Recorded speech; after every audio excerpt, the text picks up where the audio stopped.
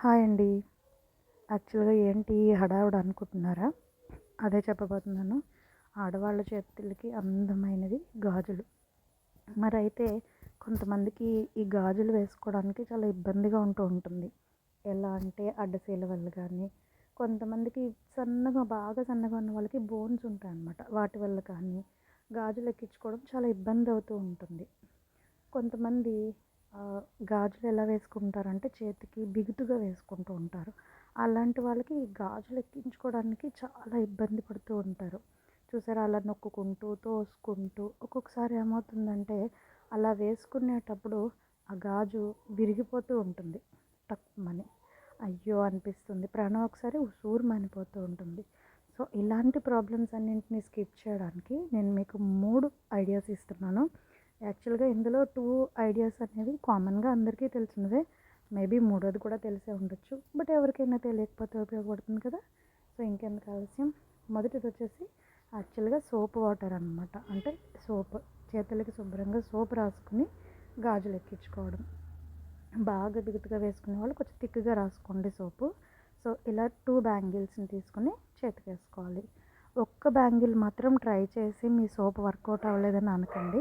యాక్చువల్‌గా single bangle అనేది వేసుకోవద్దు అంటారు. ఎందుకంటే త్వరగా చిట్లిపోతుంది కాబట్టి. సో 2 బ్యాంగిల్స్ లేదా 3 బ్యాంగిల్స్‌తో ట్రై చేయండి.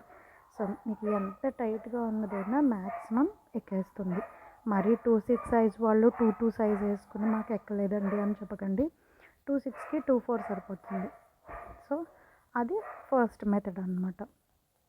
సో అలా పక్కన పెట్టేస్తున్నాను.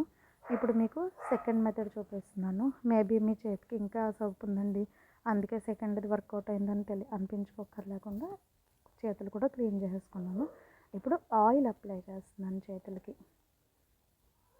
ఇలా ఆయిల్ అప్లై చేసి ఇప్పుడు ఇంకొక 2 సెట్స్ బ్యాంగిల్స్ ఎక్కించుకుంటున్నాను. ఇందాకటి బ్యాంగిల్స్కి సోప్ ఉంది కాబట్టి మళ్ళీ కామెంట్స్ని అవాయిడ్ చేయడానికి ఇంకో న్యూ సెట్ ఆఫ్ బ్యాంగిల్స్ తీసుకున్నాను. వాటిని కూడా ఎక్కించుకున్నాను. యాక్చువల్‌గా ఆయిల్ కూడా చాలా బాగా పనిచేస్తుంది అనమాట. బట్ ఏంటంటే ఈ ఆయిల్ వల్ల డిసడ్వాంటేజ్, మనం ఫంక్షన్స్లో కానీ ఎక్కడ కానీ ఆయిల్ని యూజ్ చేయలేం. గమ్మున అది మన చీరలకు కానీ దానికి కానీ పట్టేస్తూ ఉంటుంది. అందుకని సోప్ వాటర్ కూడా అన్ని చోట్ల అవైలబుల్ ఉండకపోవచ్చు కొన్ని బిజీ షెడ్యూల్స్లో. సో ఇలాంటి కాంప్లికేటెడ్ ప్రాసెస్లని మనం అవాయిడ్ చేయడానికి కొంచెం సింపుల్గా ఈజీగా ఎక్కడికి వెళ్ళినా ఉపయోగపడేలా ఉండడానికి ఇంకొక సింపుల్ చిట్కా చూపించబోతున్నాను. దానికన్నా ముందు మీ డౌట్స్ అన్నీ క్లియర్ చేయడానికి నేను నా హ్యాండ్స్ రెండింటిని కూడా సోప్ తోటి క్లీన్ చేసేసుకొని అలాగే క్లాత్ తోటి కూడా డ్రై చేసేసుకుంటున్నాను. సో చూసారు కదా, నేను శుభ్రంగా క్లీన్ చేసేసుకున్నాను నా హ్యాండ్స్ని. అలాగే బ్యాంగిల్స్ని కూడా క్లీన్ చేస్తాను. ఇప్పుడు నాకు అవి ఎక్కమన్నా ఎక్కట్లేదు.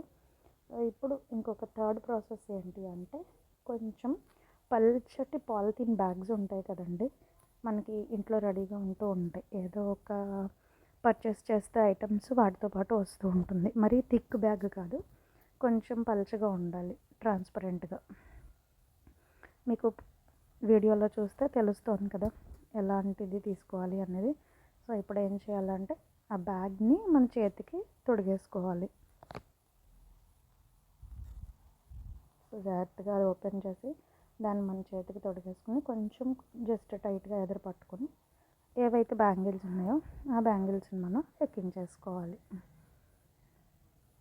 అంతే, ఎక్కేసి కదా. సో మళ్ళీ అలాగే ఈజీగా రిమూవ్ చేసేసుకోవచ్చు. సో రిమూవ్ చేయడానికి కానీ వేసుకోవడానికి కానీ ఆల్ టైమ్ సింపుల్ ప్రాసెస్గా ఇది మీకు యూజ్ అవుతుంది. పెళ్ళిళ్ళల్లోకి వెళ్ళినా, ఫంక్షన్స్లో ఉన్న, ఏదైనా ఇమీడియట్గా బ్యాంగిల్స్ మార్చాల్సి వచ్చినా మనకి సోప్ కానీ ఆయిల్ కానీ అవైలబిలిటీ ఉండకపోవచ్చు.